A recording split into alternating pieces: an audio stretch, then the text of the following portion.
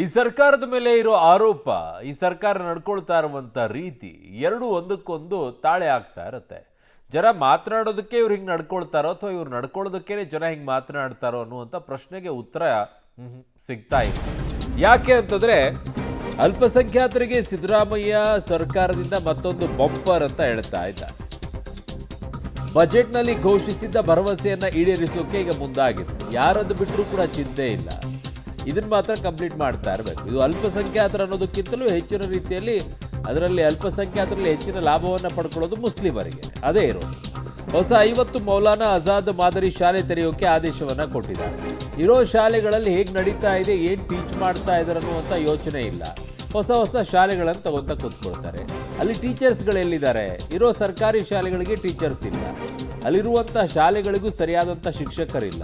ಶಾಲೆಗಳನ್ನು ತಗೊಂಡು ಏನು ಮಾಡ್ತೀರಾ ನೀವು? ಬರೀ ಟೀಚರ್ಗಳೇ ಇಲ್ಲ ಅಂದರೆ 18 ಜಿಲ್ಲೆಗಳಲ್ಲಿ ಮೊದಲ ಹಂತದಲ್ಲಿ 50 ಮೌಲಾನಾ ಆಜಾದ್ ಶಾಲೆ ಅಂತೆ. ಬೋಧಕ ಹುದ್ದೆಗಳೊಂದಿಗೆ ಮೌಲಾನಾ ಆಜಾದ್ ಶಾಲೆ ತೆರೆಯೋಕೆ ಈಗ ಆದೇಶವನ್ನು ಮಾಡಿದ್ದಾರೆ. ಬಜೆಟ್ನಲ್ಲಿನ ಭರವಸೆಯನ್ನು ಈಡೇರಿಸೋಕೆ ಈಗ ಸರ್ಕಾರ ಮುಂದಾಗಿದೆ. ಅಲ್ಪಸಂಖ್ಯಾತರಿಗೆ ಸರ್ಕಾರ ಮತ್ತೊಂದು ಬಂಪರ್ ಅನ್ನು ಕೊಡ್ತಾ ಇದೆ. ಅವರೇನು ಭರವಸೆಯನ್ನು ಕೊಟ್ಟಿದ್ರು ಆ ನಿಟ್ಟಿನಲ್ಲಿ ಆರಂಭ ಮಾಡ್ತಾ ಇದ್ದಾರೆ. ಹೊಸ 50 ಮೌಲಾನಾ ಆಜಾದ್ ಮಾದರಿ ಶಾಲೆ ತೆರೆಯೋಕೆ ಈಗ ಆದೇಶವನ್ನು ಸರ್ಕಾರ ನೀಡಿದೆ. 18 ಜಿಲ್ಲೆಗಳಲ್ಲಿ ಮೊದಲ ಹಂತದಲ್ಲಿ 50 ಮೌಲಾನಾ ಆಜಾದ್ ಶಾಲೆಯನ್ನು ತೆರೀತಾ ಇದ್ದಾರಂತೆ. ಟೀಚರ್ಸ್ಗಳ ಅಪಾಯಿಂಟ್ಮೆಂಟ್ ಮಾಡ್ಕೊಳ್ಳಿ ಮೊದಲು. ಅನೇಕ ಶಾಲೆಗಳಲ್ಲಿ, ಸರ್ಕಾರಿ ಶಾಲೆಗಳಲ್ಲಿ ಟೀಚರ್ಸ್ಗಳಿಲ್ಲ. ಒಂದೊಂದು ಶಾಲೆಗಳಿಗೆ ಒಬ್ಬರು ಅಥವಾ ಇಬ್ಬರು ಟೀಚರ್ಸ್ಗಳಷ್ಟೇ ಇದ್ದಾರೆ. ಹೇಗೆ ಟೀಚ್ ಮಾಡಬೇಕು, ಯಾವ ರೀತಿಯಾಗಿ ಪಾಠ ಮಾಡಬೇಕು, ಹೇಗೆ ಅಲ್ಲಿಗೆ ಮಕ್ಕಳು ಹೋಗ್ತಾರೆ ಸರ್ಕಾರಿ ಶಾಲೆಗಳಿಗೆ, ಅವುಗಳನ್ನು ಸುಧಾರಿಸಿ ಅಂತ ಅಂದ್ರಲ್ಲ. ಹೊಸ ಶಾಲೆ ತೆರಿತಾ ಹೋಗ್ತಾ ಇರಿ. ನೀವೇನು ಭರವಸೆ ಕೊಟ್ಟಿದ್ರೆ ಈಡೇರಿಸ್ಕೊಳ್ತಾ ಹೋಗ್ತಾ ಇರಿ.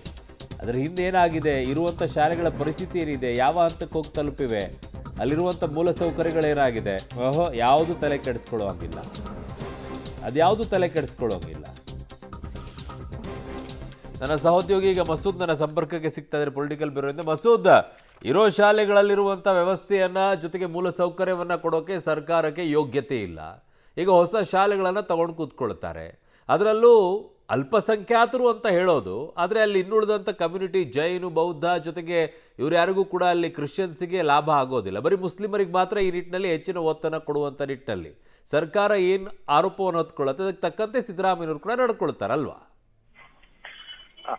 ಅರುಣ್, ಬಿಜೆಪಿಯವರು ಪದೇ ಪದೇ ಅಲ್ಪಸಂಖ್ಯಾತರ ಓಲೈಕೆ ಈ ಸರ್ಕಾರ ಅನ್ನುವಂತ ಆರೋಪ ಮಾಡ್ತಾ ಇದೆ. ಆದ್ರೆ ಬಜೆಟ್ ನಲ್ಲಿ ಏನ್ ಘೋಷಣೆ ಮಾಡಲಾಗಿದೆ ಆ ಯೋಜನೆಗಳನ್ನ ರಾಜ್ಯ ಸರ್ಕಾರ ಕೂಡ ಜಾರಿ ಮಾಡೋದಕ್ಕೆ ಮುಂದಾಗಿದೆ. ಈಗಾಗಲೇ 4% ಗುತ್ತಿಗೆಯಲ್ಲಿ ಮುಸ್ಲಿಂ ಗುತ್ತಿಗೆದಾರರಿಗೆ ಮೀಸಲಾತಿ ಕೊಡಬೇಕು ಅನ್ನುವಂತಹ ವಿವಾದಾತ್ಮಕ ನಿರ್ಣಯ ತೆಗೆದುಕೊಂಡಿತ್ತು. ಅನಂತರ ಇತ್ತೀಚೆಗೆ ನಡೆದಂತಹ ಸಚಿವ ಸಂಪುಟ ಸಭೆಯಲ್ಲಿ ವಸತಿ ಯೋಜನೆಗಳಲ್ಲಿ 10% ಏನಿತ್ತು ಅಲ್ಪಸಂಖ್ಯಾತರಿಗೆ ಅದನ್ನ 15% ಏರಿಕೆ ಮಾಡಿ ಅದನ್ನು ಕೂಡ ವಿವಾದ ಮೈಮೇಲೆ ಎಳೆದುಕೊಳ್ತು. ಈಗ 24-25ರಲ್ಲಿ 100 ಮೌಲಾನಾ ಆಜಾದ್ ಮಾದರಿ ಶಾಲೆಗಳನ್ನ ಘೋಷಣೆ ಮಾಡಲಾಗಿತ್ತು. ಈಗಾಗಲೇ 50 ಶಾಲೆಗಳ ಘೋಷಣೆ ಆಗಿದೆ, ಕಾಮಗಾರಿ ನಡೀತಾ ಇದೆ.